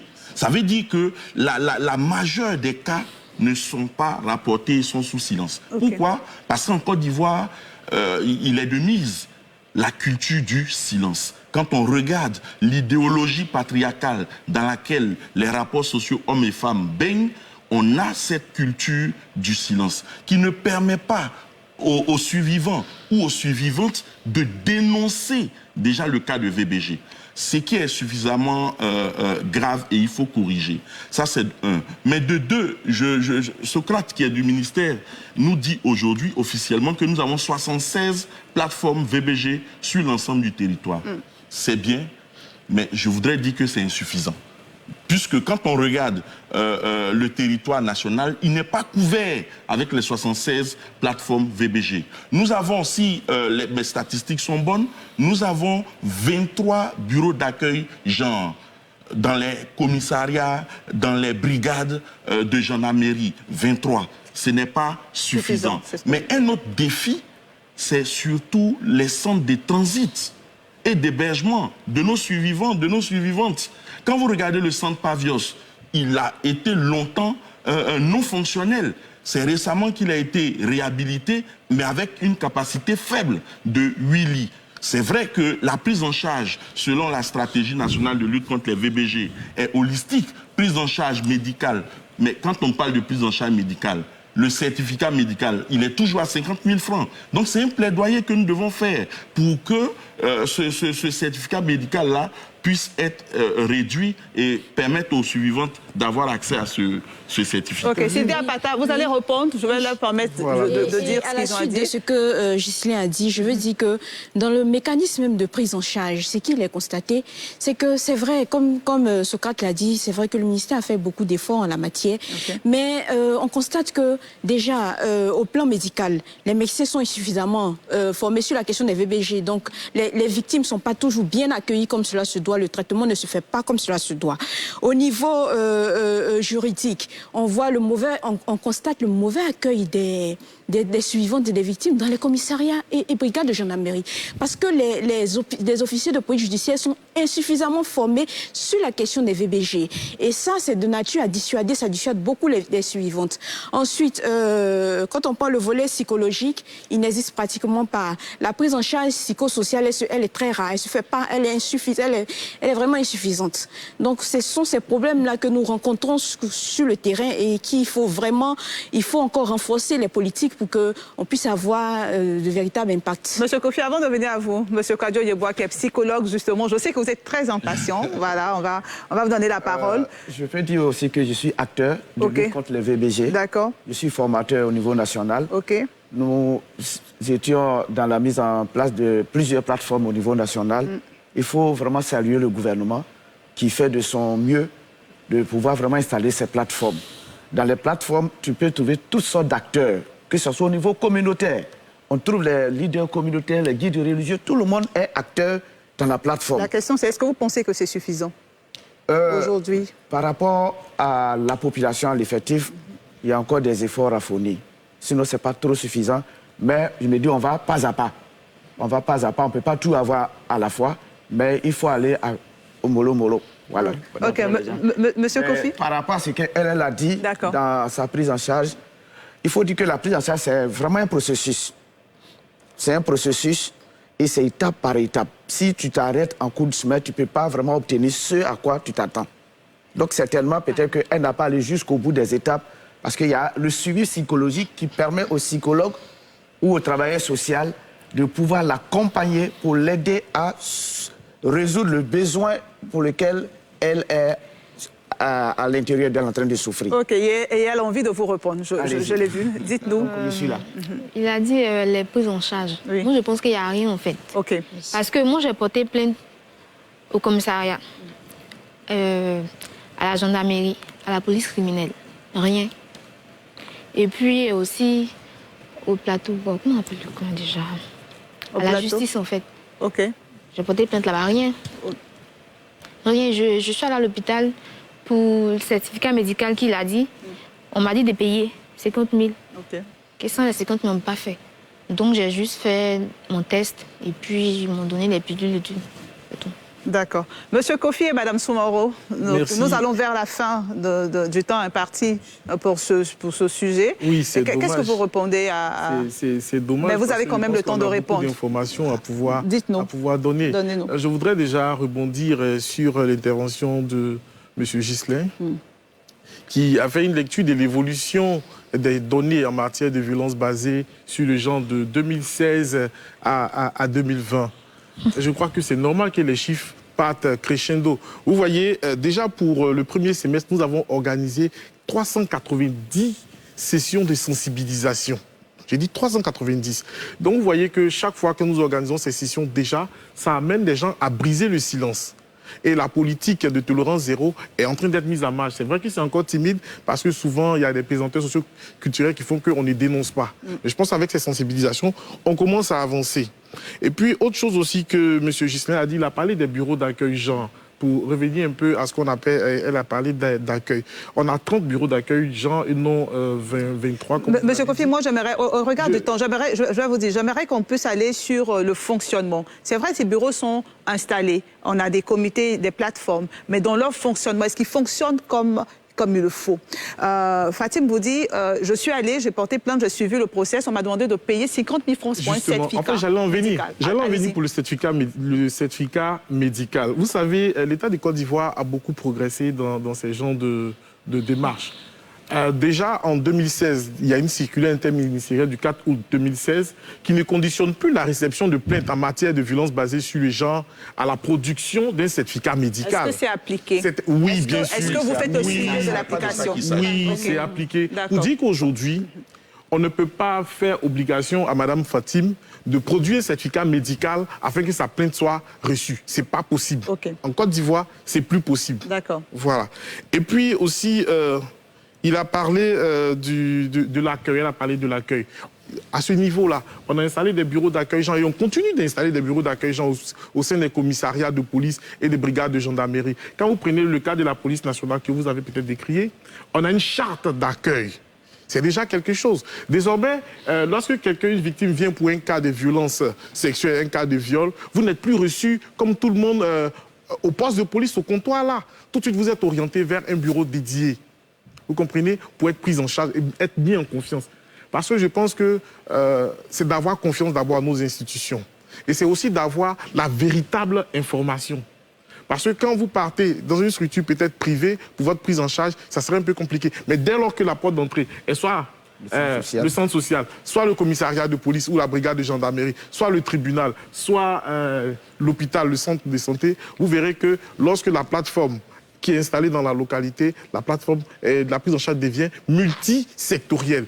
Disons, d'accord. Permettons à Mme Koulibaly, voilà, pas Mme Soumoro, pardon, qui est très impatiente de réagir et ensuite vous allez donner le complément. Déjà d'entrée, je voudrais réaffirmer le soutien du Conseil national des droits de l'homme à toutes ces victimes de violences basées sur le genre, notamment de viol, mais également des survivantes, notamment Miss Fatim. Et de vous dire également de ne pas vous décourager parce que la procédure ne fait que commencer. Vous avez entamé et on n'a pas encore, nous ne sommes pas encore au bout du tunnel. c'est tout un process qui est en cours. Et je pense bien que... Justement, ne faut-il pas réduire le temps de ce process, d'après vous? Si l'idéal serait que cette procédure-là se fasse de manière assez rapide pour permettre la réhabilitation de la victime. Et pour qu'on y arrive, c'est tout un travail de fond qui doit être fait.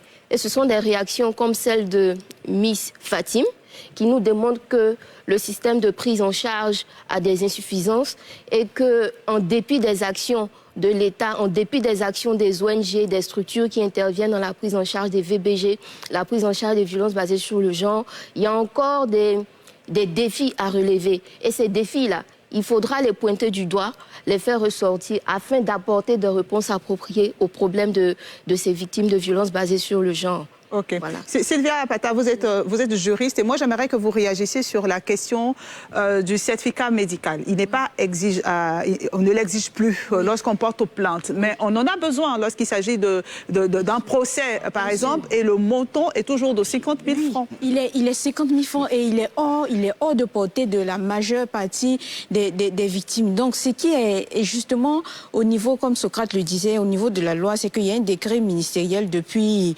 maintenant 4 à 5 ans qui n'impose pas le certificat lors de l'enregistrement de la plainte. Mais ce que nous constatons sur le terrain, puisque les policiers et les gendarmes ne sont pas formés sur la question des VBG, c'est qu'on continue de conditionner la réception de la plainte au certificat médical.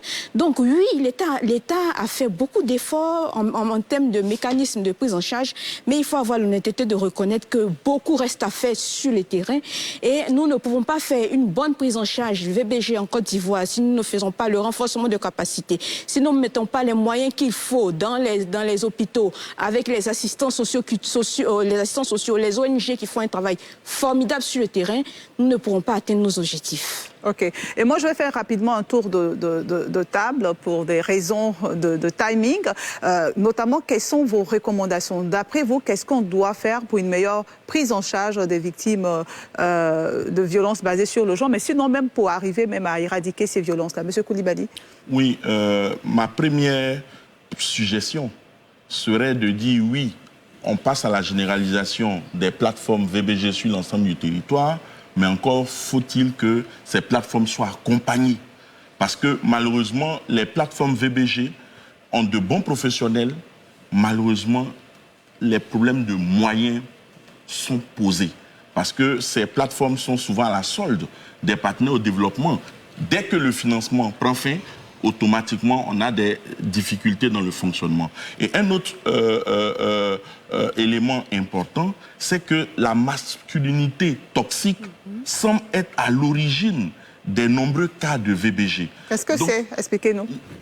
Lorsque tu bats ta femme, lorsque tu violentes ta femme, lorsque tu violes ton épouse ou un autre partenaire, ce sont des cas qui sont à proscrire. Donc nous parlons de masculinité souvent hégémonique, masculinité dominante.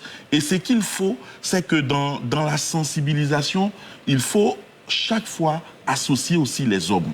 C'est important. On parle de la problématique du genre. On ne parle pas qu'uniquement que des femmes. Les femmes sont convaincues, mais les hommes également doivent être sensibilisés aux valeurs de la masculinité positive, que sont l'équité, l'égalité, la liberté d'expression et même l'autonomisation. Et je voudrais terminer en disant que l'un des défis ou l'une des principales entraves de l'autonomisation des femmes en Côte d'Ivoire, c'est bien les violences basées sur le genre. Merci, M. Koulibaly. Fatim, vous avez des recommandations, des solutions ou des propositions pour... Moi, ce que je peux dire, c'est de revoir en fait le côté de prise en charge et tout. Okay. Parce que c'est vraiment pas ça. D'accord. Parce qu'aujourd'hui, souvent, aujourd'hui, il y a des filles, tout. Elles se font violer, elles ne peuvent pas parler. Pourquoi? Parce qu'on s'est dit que on va à la police, on n'a rien, nos parents n'ont pas d'argent. Comment on va faire? Si tu t'en vas avec ton problème à la justice et tout, on fait rien. On fait rien parce que tu n'as pas... Souvent, ils vont te dire de payer tel montant, il n'y a pas. Moi, je suis juste à la gendarmerie, on m'a dit de payer avant de porter plainte. Okay. Ils vont me donner la plainte. Monsieur Kwadjo? Donc, oui, voilà. Comme je le disais, c'est vrai qu'il y a des plateformes qui existent, des VBG qui existent, mais le fonctionnement est vraiment lent et très lourd. Ça, il faut être honnête de vraiment signifier cela. Le personnel y est, mais en nombre aussi insuffisant. ces centres ont besoin nécessairement de la présence des psychologues. Parce qu'il y a le traitement de la souffrance de l'individu. Souvent, arrivé à un certain moment du traitement, celui qui est là, qui est l'assistant social ou, c'est pas, un acteur social, il arrive des moments où il est vraiment limité. Et dans ces limites, il doit faire recours à une autre personne qui puisse vraiment l'aider et l'épauler. Malheureusement, nous constatons l'absence totale des psychologues sur le territoire national. Nous existons, mais nous ne sommes pas employés et nous sommes livrés à nous-mêmes dans les privés et autres. Or, le psychologue a son rôle dans la prise en charge psychosociale. Malheureusement, nous ne sommes pas. Ça, c'est un. En plus, pour le fonctionnement normal des plateformes, il nous faut vraiment de l'accompagnement financier. La plateforme VBG de 220 logements où je suis acteur, nous réussissons à le faire parce que ceux qui viennent, ils viennent parce qu'ils veulent vraiment apporter leur contribution dans les résolutions des problèmes rencontrés à ce niveau-là. Or, dans d'autres plateformes, comme il n'y a pas d'accompagnement financier, les gens ne peuvent pas venir régulièrement et ne peuvent pas intervenir. Donc, un souci de financement. Merci, bien noté. Oui, Sylvia. Oui, en termes de recommandations au niveau juridique, il faut souligner que la Côte d'Ivoire est État partie à la CIDEF et la CIDEF impose aux États parties de faire ce qu'on appelle le régime juridique spécial de répression de l'ensemble des violences faites aux femmes et aux filles. Ce qui nous manque en Côte d'Ivoire parce que c'est vrai que l'arsenal juridique actuellement, il est bon, toutes les violences sont plus ou moins traitées, mais il faudrait que nous ayons ce régime juridique spécial là pour que l'ensemble des violences plus, voilà, que les femmes subissent et les hommes aussi puissent mieux être traités, quoi. Donc ça, c'est la recommandation. Oui, en termes de recommandations, je suggérerais, disons, la formation, voilà. Mettre un accent particulier sur la formation et du personnel de police, notamment en termes d'accueil, en termes de gestion même des cas de VBG, mais également l'information et la sensibilisation des populations, voire même l'éducation des populations sur les violences basées sur le genre. Il faudrait y mettre un accent particulier et le CNDH travaille à cela puisque nous faisons la promotion des droits de l'homme. Monsieur Kofi Socrate, assez rapidement. Merci. Je voudrais juste dire quelque chose à Mme Fatim. La réception de la plainte en Côte d'Ivoire, elle est gratuite. On aimerait plus que vous nous donniez des informations vu que nous sommes à la fin de l'émission. La réception de la plainte en Côte d'Ivoire, elle est gratuite. Et maintenant, concernant l'arsenal juridique, je voudrais informer l'audimat que l'arsenal juridique a été renforcé. Depuis 2019, il y a de nouveaux tests qui ont été pris. Saviez-vous que désormais, en Côte d'Ivoire, vous savez, le mineur ne peut pas porter plainte. Lorsqu'un mineur est victime de violences sexuelles, avant son âge, il ne peut pas porter plainte. Et généralement, les violences sont perpétrées dans l'environnement familial, le voisin, l'ami, l'oncle, la tante, souvent le père ou même peut-être la mère. Vous comprenez? Et la loi maintenant vous donne jusqu'à 2 ans après votre majorité pour pouvoir porter plainte. C'est une avancée aussi qu'il faudrait donc pour vous, il y a beaucoup d'avancées. Voilà. Quelle est la dernière information que vous notez? Lorsque vous êtes sujette à des difficultés dans votre prise en charge, un seul numéro, le 1308. Il est gratuit à partir de tous les réseaux téléphoniques. Le 1308, vous pouvez appeler pour avoir des informations, vous pouvez appeler pour expliquer vos difficultés en termes de prise en charge, vous pouvez appeler même pour votre prise en charge et vous serez orienté partout en Côte d'Ivoire. Merci. Partout en Côte d'Ivoire. Merci, on a bien noté le 1308, un numéro donc que vous pouvez composer si vous êtes victime de violences basées sur le genre ou si vous avez été témoin de ce type de violence. Nous sommes donc à la fin de cette émission. Merci de l'avoir suivi. Je rappelle que nous avons abordé la situation en Guinée, une situation confuse en ce moment. Et nous avons également parlé des violences basées sur le genre. Nous avons fait l'état des lieux. Merci d'avoir suivi ce numéro d'NCI 360. Le dimanche prochain, vous serez avec Ali Diarasouba. Et moi, j'aurai le plaisir de vous retrouver demain à 18h30 dans On en parle. Prenez soin de vous.